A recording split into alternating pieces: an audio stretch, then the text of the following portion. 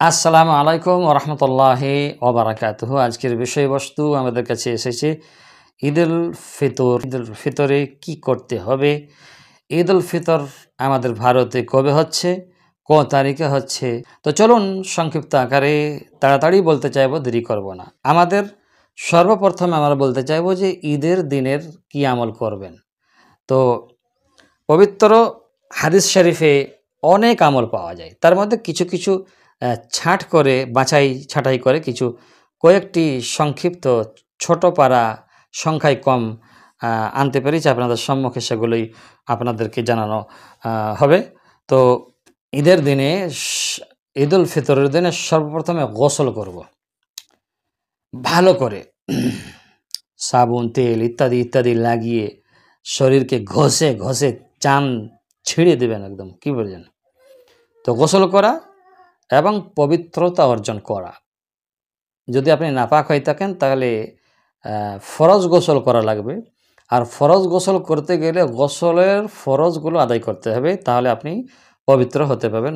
নচেত যদি না জানেন, তো না জেনেই যদি আপনি গোসল করে ঈদগাহে চলে যান, তাহলে নাপাকেই আপনি ঘুরছেন। সেই জন্য যদি না জানেন গোসলের ফরজ, তো ওলামাদের কাছ থেকে জেনে নেবেন, ভিডিওতে বলার সময় নেই।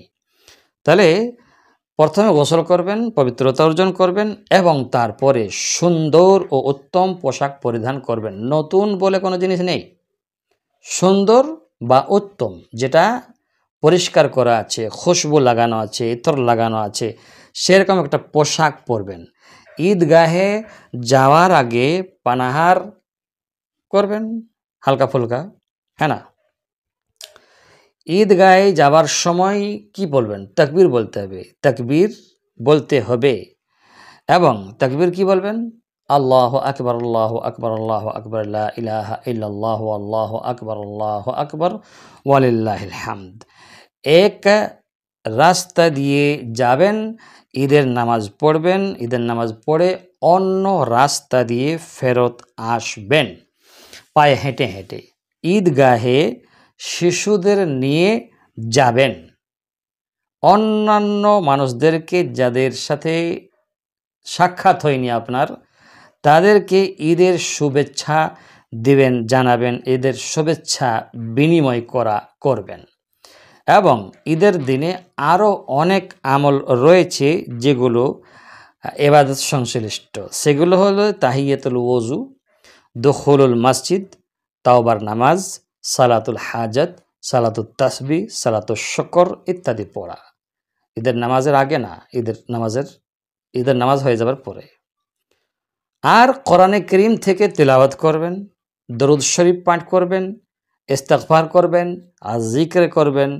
আর বললাম যে ঈদের শুভেচ্ছা বিনিময়ের জন্য তাকাব্বালাল্লাহু মিন্না ওয়া মিনকা, এই দোয়াটা পড়বেন।